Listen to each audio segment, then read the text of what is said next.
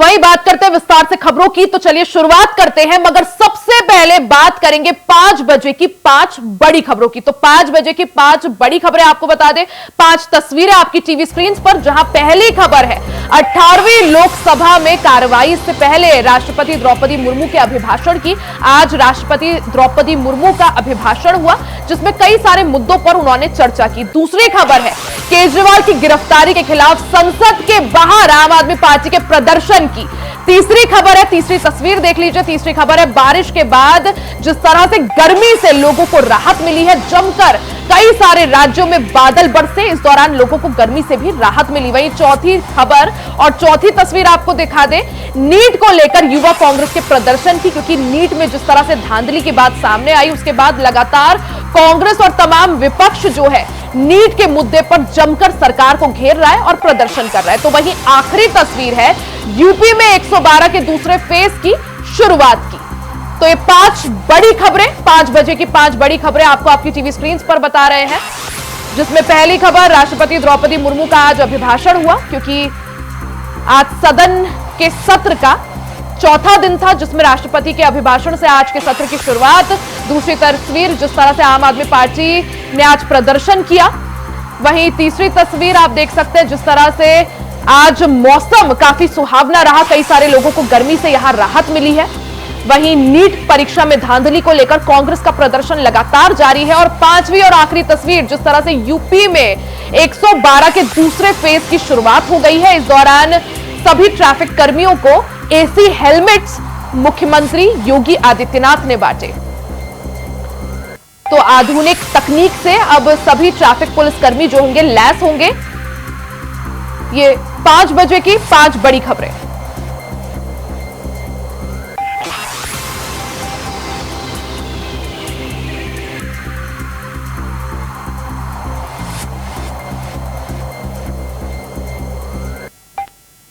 तो उत्तर प्रदेश के मुख्यमंत्री योगी आदित्यनाथ लाइव है, क्या कुछ कह रहे हैं आपको सुनवाते हैं। अलग अलग प्रकार की विशिष्ट एमएसएमई उत्पाद प्रदेश के अंदर विगत सैकड़ों वर्षों से स्थानीय कारीगर और हस्तशिल्पियों के द्वारा उसका उत्पादन किया जाता रहा है, लेकिन समय के अनुरूप उचित प्रोत्साहन के अभाव में वह दम तोड़ रहा था। 2017 में जब हमारी प्रदेश के अंदर सरकार बनी, उस समय एक हताशा निराशा का सा वातावरण था। यह स्थिति तब थी जबकि देश की सबसे बड़ी आबादी का राज्य, 25 करोड़ की आबादी, और 25 करोड़ की इस आबादी के राज्य में देश के अंदर आबादी की दृष्टि से नंबर 1 राज्य, लेकिन अर्थव्यवस्था में और रोजगार सृजन में उतना ही फिसड्डी था। हाँ, ये जानते हुए भी कि कृषि के बाद यहां के युवाओं के लिए रोजगार और नौकरी की संभावना का सबसे अधिक क्षेत्र, सबसे बड़ा क्षेत्र कोई बन सकता है, वह एमएसएमई का एक क्षेत्र बन सकता है, लेकिन उस ओर ध्यान न देने के कारण ये क्षेत्र उपेक्षित पड़ा हुआ था। और मुझे प्रसन्नता है कि माननीय प्रधानमंत्री जी के मार्गदर्शन और उनके नेतृत्व में उत्तर प्रदेश की सरकार ने 2017 में जो प्रयास प्रारंभ किए, आज उसे देखते हुए हम कह सकते हैं कि एमएसएमई सेक्टर उत्तर प्रदेश के अंदर तेजी के साथ एक उभरता हुआ क्षेत्र है। 2017 के बाद से सरकार ने समय समय पर जो कार्य प्रारंभ किए, अपनी परंपरागत उत्पाद को, यहां के हस्तशिल्पी और कारीगरों की उस हुनर को न केवल देश के अंदर बल्कि दुनिया के अंदर एक मंच प्रदान करने के लिए जो प्रयास प्रारंभ हुए, आज 1 डिस्ट्रिक्ट 1 प्रोडक्ट के माध्यम से, विश्वकर्मा श्रम सम्मान योजना के माध्यम से, पीएम विश्वकर्मा योजना के माध्यम से, अन्य अनेक योजनाओं के माध्यम से, इंटरनेशनल ट्रेड शो के माध्यम से उत्तर प्रदेश के उत्पाद को शोकेसिंग करने का भी एक अवसर इस दौरान हम सबको प्राप्त हुआ। और इसलिए आज का दिन हमारे लिए बहुत मायने रखता है। आज अनेक ऐसे कार्यक्रम यहां पे प्रारंभ होने जा रहे हैं जिनको लेकर के इस दिन की महत्ता को हम समझ सकते हैं। एमएसएमई उद्यमियों को बैंक से लोन उपलब्ध कराने के लिए एसएलबीसी की मदद से हमारे बैंकर्स यहां पे आए हैं, इनके समन्वयक यहां पर उपस्थित हैं और इसमें 20,000 करोड़ रुपए से अधिक के ऋण की सुविधा एक बार फिर से यहां पर उत्तर प्रदेश के उद्यमियों को प्राप्त होने जा रही है। रैंप की एक योजना हमने पहले चरण में यहां पर जो कार्य प्रारंभ किया कि जो बंद हो रही एमएसएमई इकाइयां थी उसको प्रोत्साहन करने का काम किया, उसको एक प्लेटफॉर्म उपलब्ध कराया, कॉमन सर्विस सेंटर के माध्यम से उनको फैसिलिटेट किया। लेकिन नेक्स्ट जनरेशन के नेक्स्ट लेवल के स्तर पर पहुंचाने के लिए इससे आगे क्या, वहां पर आज भारत सरकार की मदद से रैंप की इस योजना का शुभारंभ उत्तर प्रदेश के अंदर भी हो रहा है। इसके लिए मैं आप सभी एमएसएमई उद्यमियों को हृदय से बधाई देता हूं। आप सभी इसका लाभ ले पाएंगे क्योंकि उत्तर प्रदेश देश के अंदर एमएसएमई इकाइयों में 90 लाख एमएसएमई इकाइयों के साथ देश के अंदर आज अग्रणी स्थान पर है। देश के अंदर इस योजना की ब्रांडिंग करने में, इसकी मार्केटिंग करने में, इसकी शोकेसिंग में उत्तर प्रदेश ने एक लंबी छलांग लगाई है और उत्तर प्रदेश की अर्थव्यवस्था में भी एमएसएमई उद्यमियों ने, एमएसएमई यूनिट ने, यहां के कारीगर और यहां के हस्तशिल्पियों ने जो बड़ी भूमिका का निर्वहन किया है, आज उसका परिणाम हम सबके सामने देखने को मिलता है। याद करिए, उत्तर प्रदेश 2017 में देश की 6ठी अर्थव्यवस्था था, लेकिन आज हम कह सकते हैं कि आबादी में उस समय भी उत्तर प्रदेश देश के अंदर नंबर 1 पर था, लेकिन अर्थव्यवस्था में 6ठे नंबर पर था। आज उत्तर प्रदेश देश के अंदर दूसरी बड़ी अर्थव्यवस्था बन चुका है और देश के अंदर सबसे अधिक रोजगार सृजन करने वाला राज्य भी है। तो आप मुख्यमंत्री योगी आदित्यनाथ को सुन रहे थे। वहीं खबरों में आगे बढ़ते हैं, सबसे पहले बात कर लेते हैं लखनऊ से बड़ी खबर की। एमएलए बेदीराम का इलेक्शन कमीशन को दिया शपथ पत्र वायरल हो गया है। चुनाव आयोग को दिए शपथ पत्र में चौंकाने वाले खुलासे सामने आए हैं। बेदीराम पर पेपर लीक की 9 एफआईआर दर्ज है, जेल तक जा चुके हैं एमएलए बेदीराम। तो एमएलए बेदीराम पर राजस्थान, मध्य प्रदेश, उत्तर प्रदेश में कई केस पहले से दर्ज है। पेपर लीक केस में जेल भी गए थे सुबह सपा एमएलए बेदीराम के वायरल वीडियो के बाद शपथ पत्र भी वायरल हुआ है। तो सुबह सपा विधायक बेदीराम का एक वीडियो बीते दिनों वायरल हुआ था जिसमें वो पैसे लेकर पेपर पास कराने की बात करते हुए सुनाई दे रहे थे। उस वायरल वीडियो के बाद जमकर यह मामला गरमाया, जिसके बाद अब विधायक बेदीराम का एक शपथ पत्र भी वायरल हो रहा है जिसमें इस बात का जिक्र है कि उनके खिलाफ 9 एफआईआर दर्ज है और वो 9 एफआईआर पेपर लीक मामले से संबंधित मामले में ही दर्ज है। एमएलए बेदीराम पर राजस्थान, मध्य प्रदेश, उत्तर प्रदेश में कई केस पहले से दर्ज है और पेपर लीक से जुड़े मामले में बेदीराम जेल भी जा चुके हैं। तो जिस तरह से लगातार पेपर लीक को लेकर मामले जो है गरमाते जा रहे हैं, पेपर लीक हुए, कई सारी भर्ती परीक्षाओं में पेपर लीक हुए, उसके बाद अब सुपा सपा विधायक बेदीराम का नाम भी इसमें शामिल हो गया है। सीधा रुख कर लेते हैं संवाददाता मोहम्मद आसिफ का। मोहम्मद आसिफ, जिस तरह से सुबह सपा विधायक बेदीराम का नाम पेपर लीक मामले से जुड़ता हुआ नजर आ रहा है, इसके तार बेदीराम तक जा रहे हैं और खास बात यह जिस तरह से बीते दिनों उनका वीडियो वायरल होता है जिसमें वो पैसे के लेन देन की बात करते हुए सुनाई देते हैं कि इतने पैसों में पेपर पास करवा दूंगा, उसके बाद अब उनका ये शपथ पत्र वायरल होना कितनी यहां पर मुश्किल है सुबह सपा के लिए, ओम प्रकाश राजभर के लिए और बेदीराम के लिए?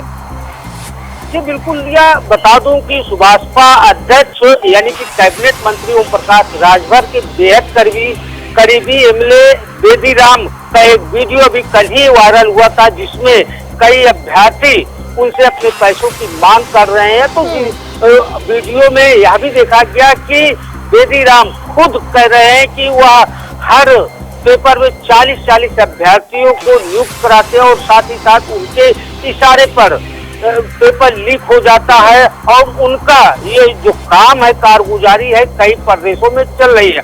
और उसके बाद आज उनका शपथ पत्र वायरल हो रहा है, जिसमें इलेक्शन कमीशन को उन्होंने शपथ पत्र सौंपा था, जिसमें साफ तौर पर उन पर 9 पेपर लीक के मामले दर्ज हैं और जिसमें राजस्थान समेत कई प्रदेशों में उनके पेपर लीक मामले के जो FIR है, जिसमें वह बिल्कुल मोहम्मद आसिफ, जिस तरह से पेपर लीक के जो तार हैं, अब उसके शिकंजे में कहीं ना कहीं सुबह सपा के विधायक बेदीराम भी दिखते हुए नजर आते हैं। हालांकि मुख्यमंत्री योगी आदित्यनाथ यहां पर ओम प्रकाश राजभर को क्या तलब करते हैं और उसके बाद किस तरह से कार्रवाई होती है, क्या कुछ जवाब मांगे जाते हैं, उस पर सभी की निगाहें। बहुत बहुत शुक्रिया मोहम्मद आसिफ आपका।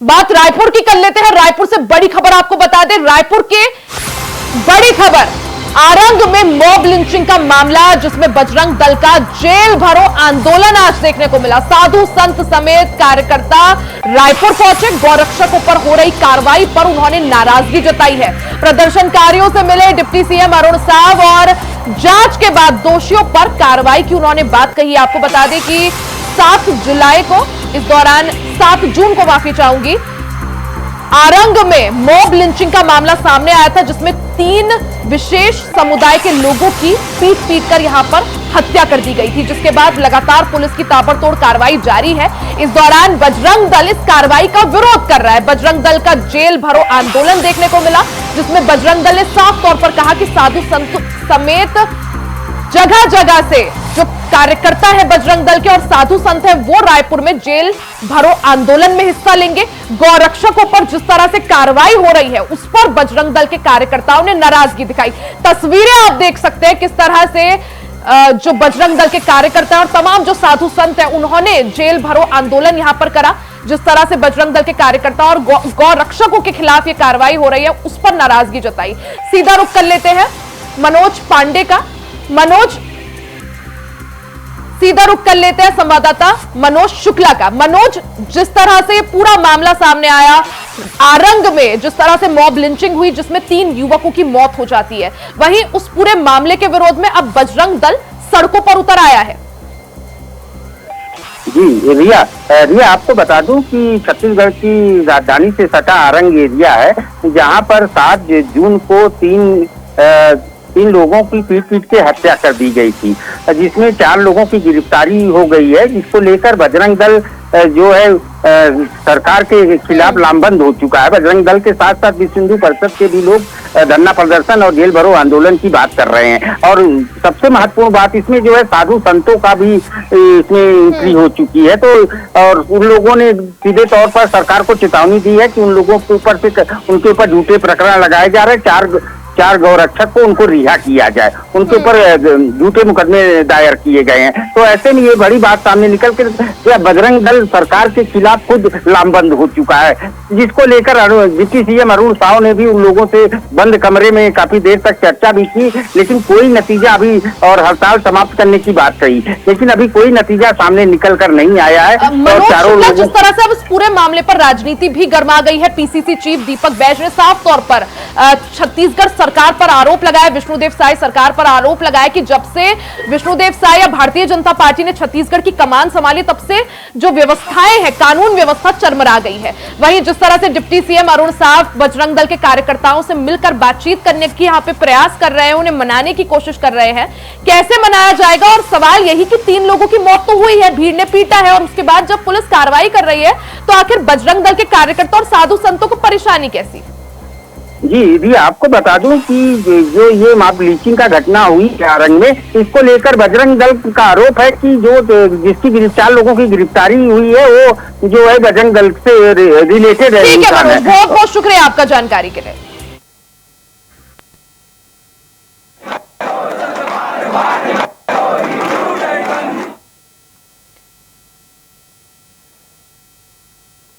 वहीं जयपुर विकास प्राधिकरण की तरफ से न्यू सांगानेर रोड के रजत पथ से अवैध अतिक्रमण के खिलाफ कार्रवाई शुरू कर दी गई है। गुरुवार को रजत पथ से पटेल मार्ग पर लगभग 2 किलोमीटर क्षेत्र में 130 से ज्यादा अवैध निर्माण हटाए गए। इसमें 80 से ज्यादा दुकानें और 20 मैरिज गार्डन शामिल हैं। हालांकि जेडीए की कार्रवाई से पहले ही अतिक्रमणकारियों ने अपने स्तर पर ही अवैध निर्माण हटाना शुरू कर दिया है। बता दें कि न्यू सांगानेर रोड को 200 फीट चौड़ा करने के लिए बुधवार को बुलडोजर कार्रवाई शुरू हुई, जो देर शाम तक चली। इस दौरान मानसरोवर एरिया में इस महीने की जाने वाले ये दूसरी बड़ी कार्रवाई है। इससे पहले जेडीए ने हीरापथ न्यू सांगानेर रोड से वंदे मातरम तक 250 अवैध निर्माण ध्वस्त किए थे।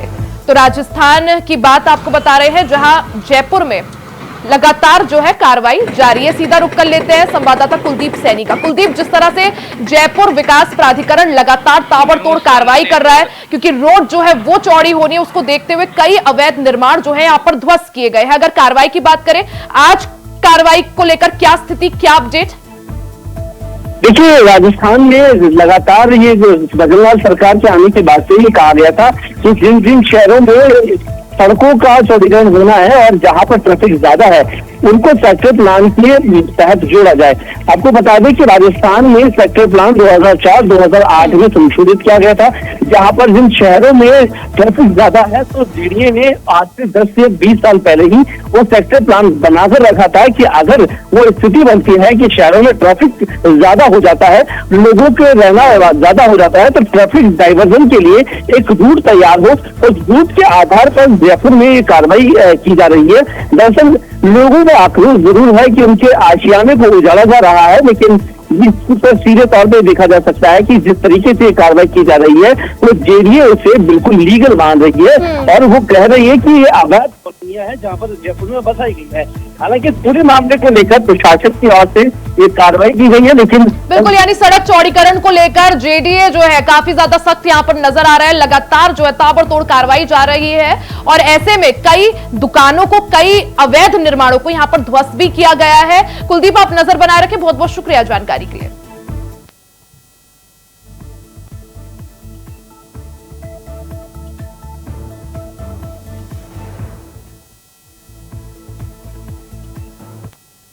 इसी के साथ इस बुलेटिन में फिलहाल के लिए सिर्फ इतना ही। खबरों का सिलसिला जारी रहेगा, बने रहे हमारे साथ।